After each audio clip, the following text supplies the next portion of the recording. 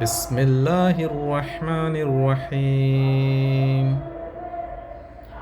وإذ قال ربك للملائكة إني جاعل في الأرض خليفة قالوا وتجعل فيها من يفسد فيها ويسفك الدماء ونحن نسبح بحمدك ونقدس لك قال إني أعلم ما لا تعلمون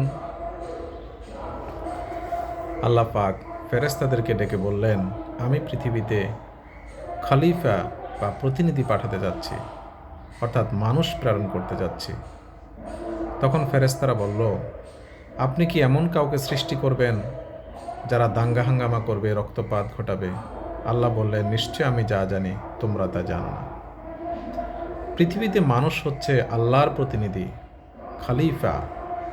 কত মহান দায়িত্ব দিয়ে আল্লাহ মানুষকে পৃথিবীতে পাঠিয়েছেন। মানব সৃষ্টির পূর্বে এই মহাবিশ্বের এই পৃথিবীতে জিন জাতিকে আল্লাহ পাঠিয়েছিল।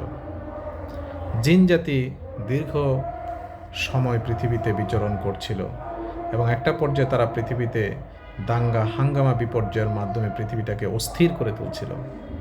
তখনই আল্লাহ পাক পৃথিবীতে মানুষ পাঠানোর পরিকল্পনা করলেন এবং ফেরেশতাদেরকে বললেন, জিনদেরকে তোমরা মেরে গলা টিপে সমুদ্রে পাহাড়ে তাড়িয়ে দাও। তখন এই জিনদেরকে এই পৃথিবী থেকে তাড়িয়ে মানব বসতি মানুষের জন্য উপযুক্ত করে। এখন মানুষ হিসেবে, আল্লাহর প্রতিনিধি হিসেবে মানুষের যে কী কাজ, কী দায়িত্ব, সেটা আমাদের জানতে হবে। সেটা যদি আমাদের জানতে হয়, তাহলে পবিত্র কোরআনকে পুঙ্খানুপুঙ্খভাবে একেবারে নিবিড়ভাবে পর্যবেক্ষণ করে করে পড়তে হবে। তাহলে আমরা সত্যিকার অর্থে হেদায়েত খুঁজে পাব।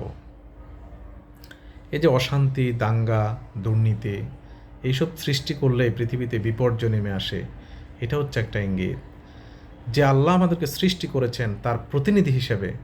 তাহলে সবচেয়ে বড় দায়িত্ব হচ্ছে মানুষের, সবচেয়ে বড় জবাব দিতে হলো মানুষের।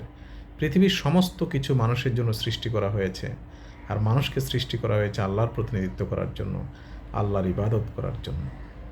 আসুন আমরা সবাই একনিষ্ঠ হয়ে মহান আল্লাহর ইবাদতে লিপ্ত হই এবং মানুষের যে কাজ, প্রত্যেকটা কাজই হচ্ছে ইবাদত। যদি আপনি সঠিক রাস্তায় ওই কাজটি করেন, সঠিকভাবে মানব কল্যাণের জন্য যদি এটি করেন, এটি হচ্ছে ইবাদত।